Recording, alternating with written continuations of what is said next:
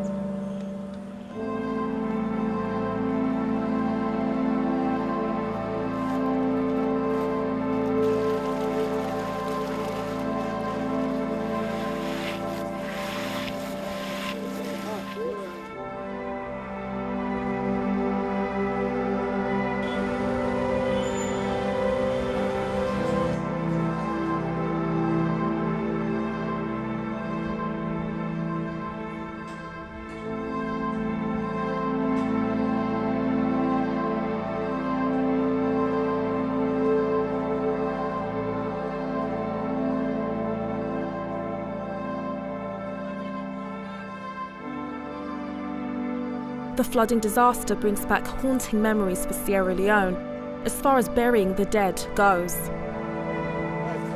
During the Ebola epidemic, doing this was dirty and dangerous work. But the crisis showed the high tenacity of the people of Sierra Leone.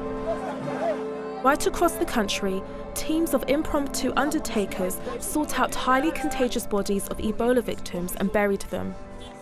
We want to leave dead body exposed because of the thing to be with that dead body exposed here, someone might catch. We use personal protective equipment, and then we use gloves, and then we use boots, chlorine. It's very risky, that's one, and then it's a voluntary job to save our country. In the immediate aftermath of the recent mudslide and flooding disaster, one of the main government hospitals, Connaught Hospital, in the western part of Freetown, saw more than 200 bodies brought to the mortuary. The coroner says it was overwhelmed by the increasing numbers of dead bodies. How the body then they we will identify. So there is no need for going point for body where able to know the person. So you say like how the president we don't talk yesterday, Kaya. Let them bear. Now so God mark them die. Reflecting the staggering scenes outside of the hospital, hundreds of individuals and families queued to identify and look for their loved ones.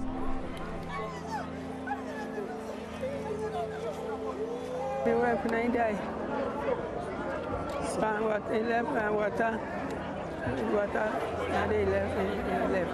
am here to find the dead corpse of my sisters.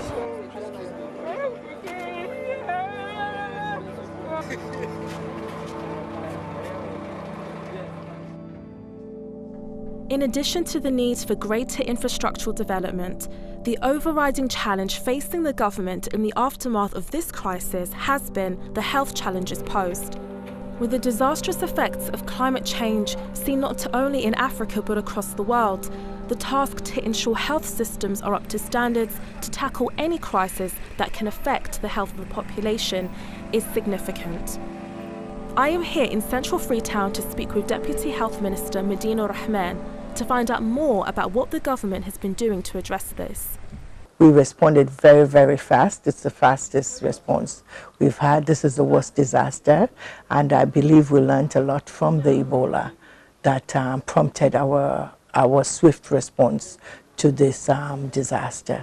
And again, being that the warning has been going out for people to stop building and living in disaster-prone areas, but we have to have strict measures now and enforcement in making sure that that actually is adhered to. Because at the end of the day, this is what happens. Because if we remove them and flatten all the areas, the disaster areas, and then government will be able to now enforce that nobody builds and live in those areas.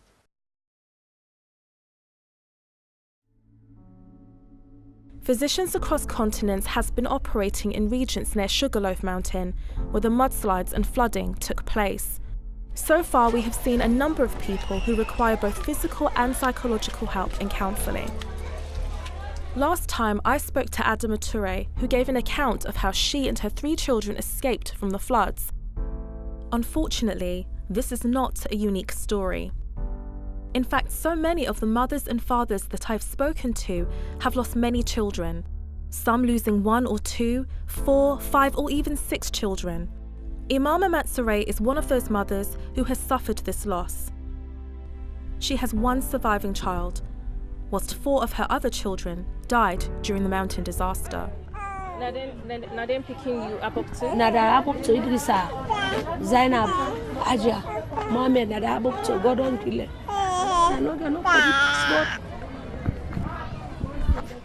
Passport.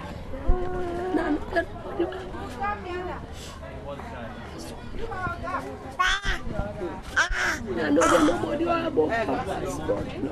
Who's there again? This day with the table with me.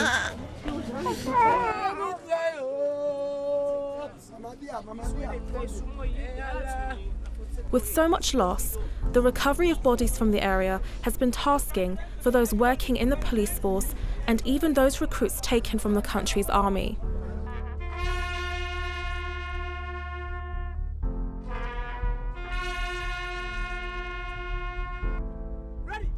Many of those who died have already been buried near an area called Waterloo. These are the soldiers who have the harrowing task of recovering the bodies. I am told that they form a regiment who have been working tirelessly at the site 2 weeks since the incident took place. Because of this, some of them have become incredibly ill. They have come to the clinic to be checked. Of course, they are here this morning to take treatment from the medical team of the physicians across the continent. While the place is very cold and headache, they have fever, and it goes up to malaria. The place, there's no tent, they are there day and night. Of course, there's nothing to secure them. Just as I finished the interview with Ibrahim, we are approached by a young woman who we later learn is called Fatou Cissé. Clearly distressed and complaining of extreme pain in her head, eyes and sides, we take her as quickly as we can to the clinic.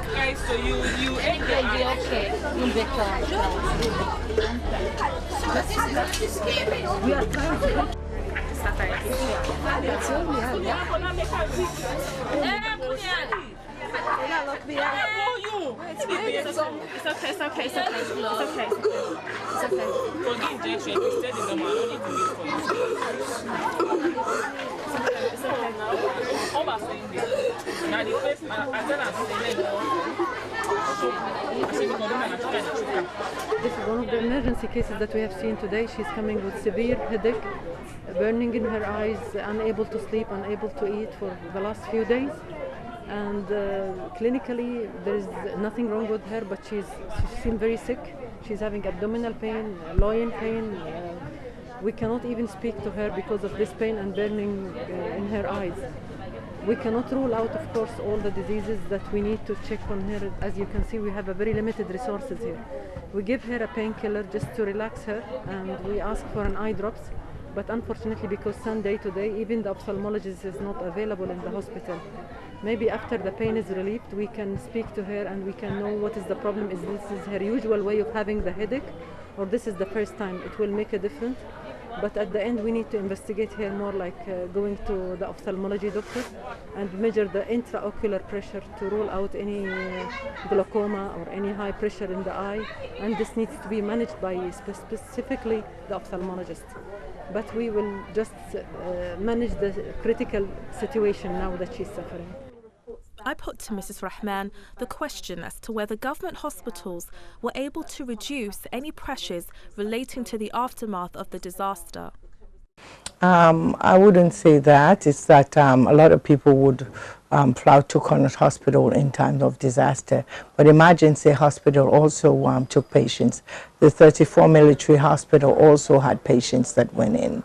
The Lumley Hospital also had. We had all these 4 hospitals were able to take people as they were coming in from that disaster. So it wasn't like anywhere else. When there's a disaster, of course, there's going to be overflow until we get things under control.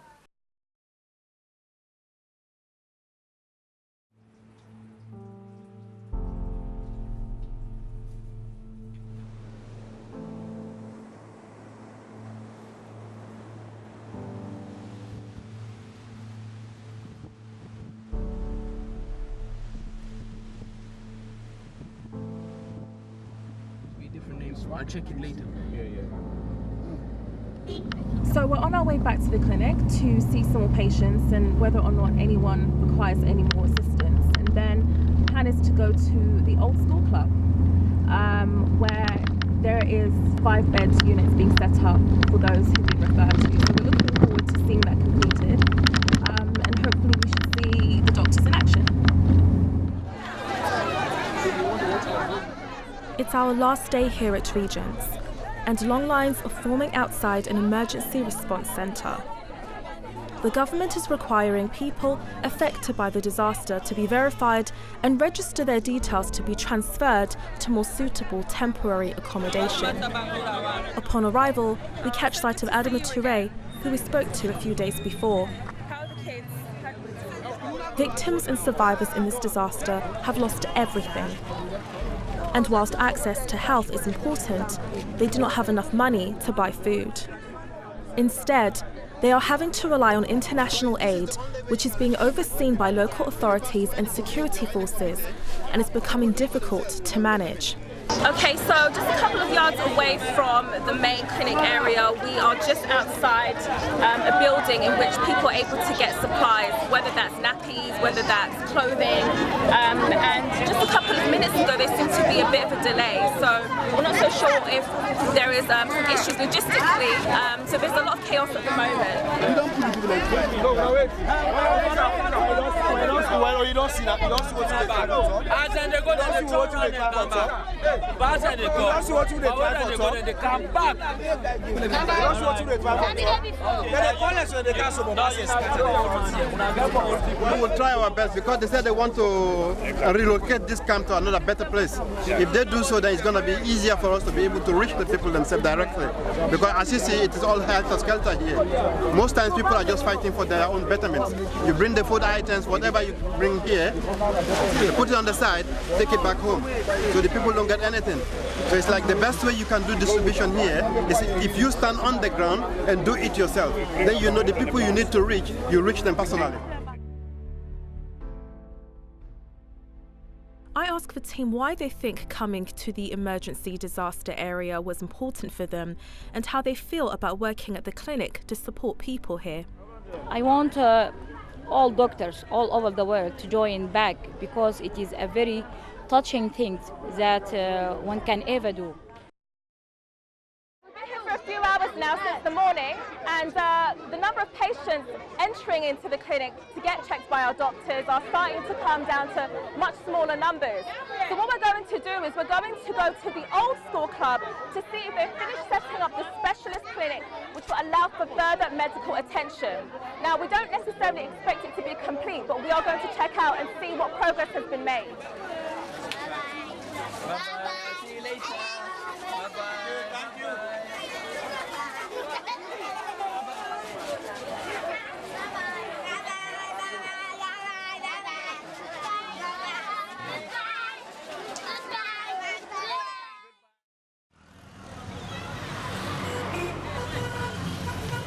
These are one of many campsites that are being set up by international agencies. There are no clear estimates given as to how many survivors and victims will be housed in these tents, but I'm told by organisers that people housed here will be staying for at least 3 months before being housed in more permanent accommodation elsewhere, in some parts of Freetown and outside of the city. So we're here at the camp, and it seems that a good number have been set up, around 7 or 8 from what I can see from here. And inside we have a number of different mattresses and other facilities for those who have been displaced. Now, according to official figures from the government, 10,000 people have been displaced. Where we were before at the other clinic, there was about 200 that were housed in the elementary school, and there are other camps in which people are taking temporary shelter. We see Adama Munu, who has been staying at Regents, who has been one of the lucky few to make it this far.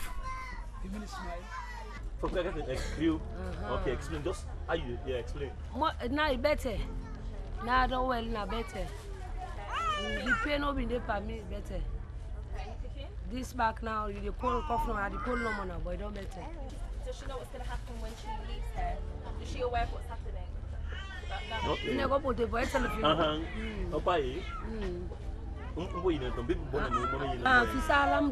Okay, saying I mean, she's better when she's here now, you understand? Because you can't compare now to before how she was here. I mean, like her daughter here, she has cold, but she's better now. She too she's feeling fine. Better now. Okay, bye. Come here, not any. Mom back to you, come here now. Okay. It's like I don't know they are here, their house here. So she didn't even know what would be the next step. You understand? She's looking to government. Okay, she's looking to government. What's the government to do for you? To government? What? Okay. What's the government will do? No, it's suicide government to go for people. She didn't know exactly the direction that they will be taking to, or we are government to carry out. You understand? So she's looking at government, what government will do for her. It is wonderful to see some of the people that we've met at Regents come to a camp like this and find some sort of stability. Whilst it will take some time for them to move into much more suitable accommodation, these camps are definitely some type of solace for them, given the situation at hand. Nearby, the government has acquired a property once belonging to former international footballer Michael Cologne. It used to be a nightclub and has been renovated to supply medical assistance for those staying here. So now we've moved on to the main clinic area where patients are going to have further medical attention. As you saw beforehand, we have the nurses on the ready, many of whom we saw in the other clinic at Regent. So we're just going to speak to Dr. Conte, who's in charge of the operations here, to see exactly how the victims and the survivors of the tragedy are going to receive further medical support and what's in store for them. After the incident, the mudslide incident on the 15th of August, temporarily people were located at one very tiny school. And in that school, of course, as long as people are together, the Ministry of Health needs to respond to their health needs. So we were able to establish a tent and we start seeing patients. But of course, we looked at the situation and we found out that that was not ideal for people to live. So with the support of the political lead, the president himself, and the rest of the cabinet and the military and all the other institutions, we were able to identify this old school campus as a perfect spot for relocation. The building was vandalized, no toilet system, the roof was leaking terribly, the whole floor, the tiles were all roofed up and it was really in bad shape. And we had the army engineers to come in to start working on the clinic, and they've been working on it for the past 1 week, I would say. But we have been able to start the clinic today, and at the start of this clinic we have established a clinic where we have 3 doctors that will see patients, And then we also have nursing station, a small mini lab, and a dispensing area for the patients. And we also have mental health sections so that they can respond to their psychosocial needs. So that is exactly what we have done. And the difficulties, as I say, the place was not well kept. So because of that, we had a lot of difficulty building this place. Even up till now, the roof is still, we are fighting with the roof. The roof is still leaking. Before we leave, I decide to visit my grandfather, Harry Williams, whom I have not seen in 12 years. It will certainly make for a nice surprise. Oh my God. Oh my God. Are you still jogging? You still running? Yes. There you go. I did 1 mile this morning. Every morning 1 mile. 1 mile. Oh, watch out, so big! See, I know my body. Very much. That's the younger sister. Because my grandfather was the former health minister for the Sierra Leonean government in the mid-70s, I wanted to know his thoughts on how the healthcare system can be developed in the country. It depends upon how you keep yourself, how you eat, what you eat, how you care for your food, your drinking water, and so on. But war worsened it. But for now, we thank God it's getting better and better. Actually, it is our pleasure to meet you. Thank you. We'd like to know how to improve health section here in Sierra Leone. Teach our children, teach even elders. Sometimes they will bring food like this, uncovered, they leave it, flies come and infest, and you get infested. The food is there, somebody will come, say, I want a karama, say, penny, say, all right, I buy. And then from there, and it was not covered. It's just open and then straight to them. You see, all of that need some more education.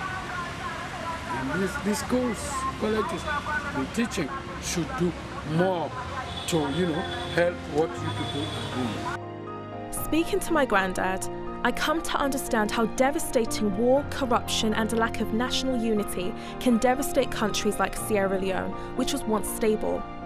One thing from our conversation I get, it will take a long time before Sierra Leone's health systems can return to normality.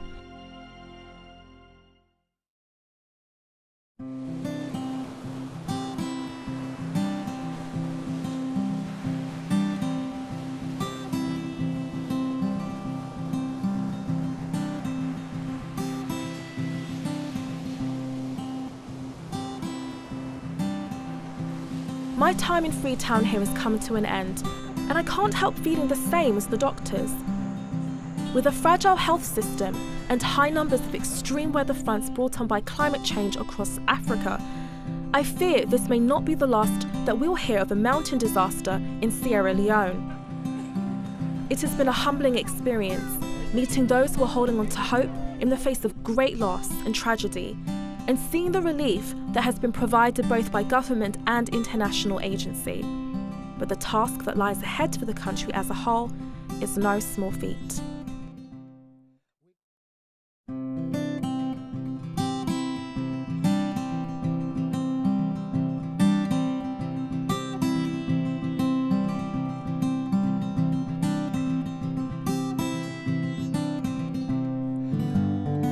The languages and the places change, and the sky has different stars. I may be walking in the streets of a city called London, but the dust on my boots and the rhythm of my feet and my heartbeat say Africa. I may be walking in the streets of a city called Amsterdam, but the dust on my boots and the rhythm of my feet and my heartbeat say Africa.